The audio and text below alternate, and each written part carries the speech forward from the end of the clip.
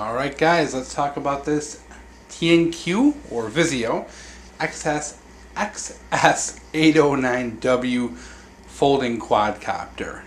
Really inexpensive, great way to get your feet wet. I mean, how many videos have you seen where they gave like these super expensive quadcopters to like channels and the guys like break them in like 30 seconds? Well, if you don't want to be that guy, this is a really good, inexpensive way to get into medium-sized drones and quadcopters and not break the bank and have a little fun and kind of get, like I said, get your feet wet. So here comes that intro, guys.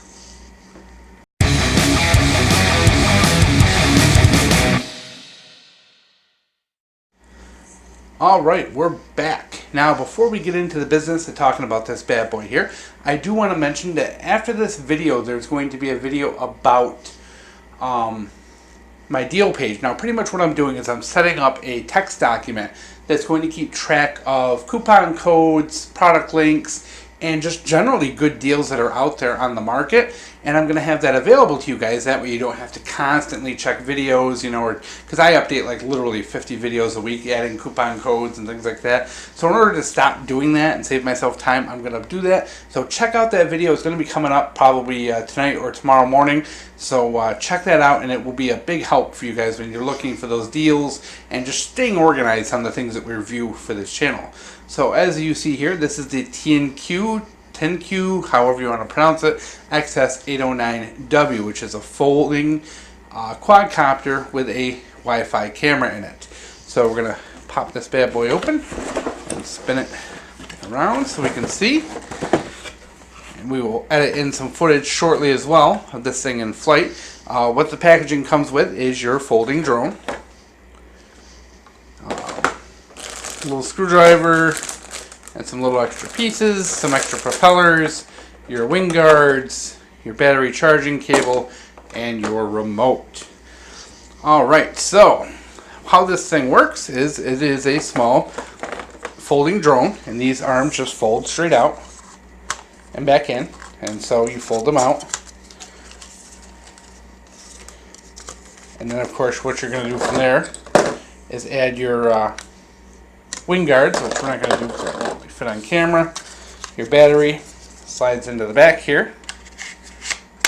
It does use a proprietary battery, so it's not bad though. You can get extras for like $7. They're not bad at all.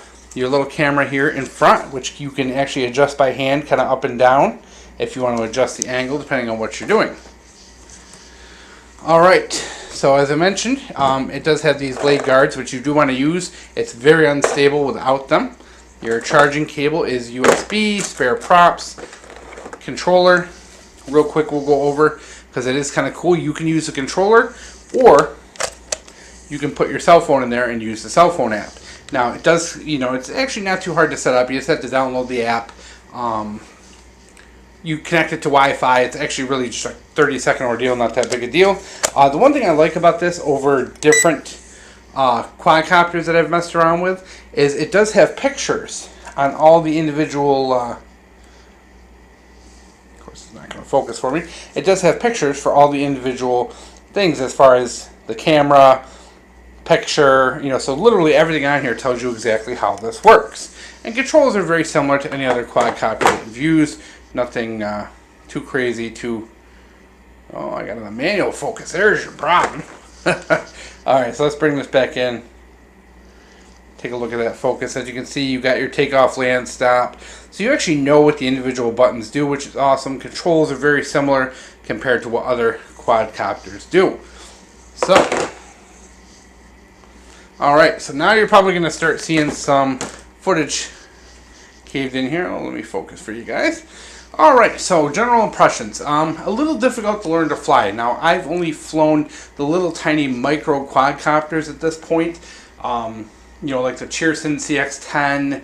I think I have a JJRC E10. About 3 or 4 small ones, and I've kind of gotten familiar with them and wanted to take that next step up. So I kind of asked Gearbest, and they recommended this one because it is a small folding quadcopter, inexpensive, and a great way to get into the without breaking the bank. Now I can say first of all, this thing is very tough. I have crashed this thing a million times. I crashed it into a tree, I've crashed it in my house, I've even crashed it into my car. This thing is actually really tough. I've had no issues. You know, you can see like some of the props are a little dinged up on the edge, but not bad, you know, not bad at all. The only thing it does do, is kind of annoying, is when it does crash lots of times, those legs will unfold. So sometimes if they're like 99% or whatever, you know, you got to really check it if you do crash to make sure that they are fully extended, because if not, it really just kind of like goes wild on you. So it's very lightweight. It does catch the wind pretty good. Anything more than a slight breeze, you're not going to want to use this thing, because it really catches that breeze. It can get away on you. Distance wise, I got this out to about 40 yards before it cut out, which isn't too bad. I think the instructions say 50, so pretty darn close. Yes, there's some neat stuff. You know, of course, it has the headless mode. It has headless mode. It has the one-button return. Those, of course, are all on the remote. I'll try and keep this over here on the left so I can keep my video rolling. Yeah, man. So you can see here is your headless mode. It's got the compass, one-button return.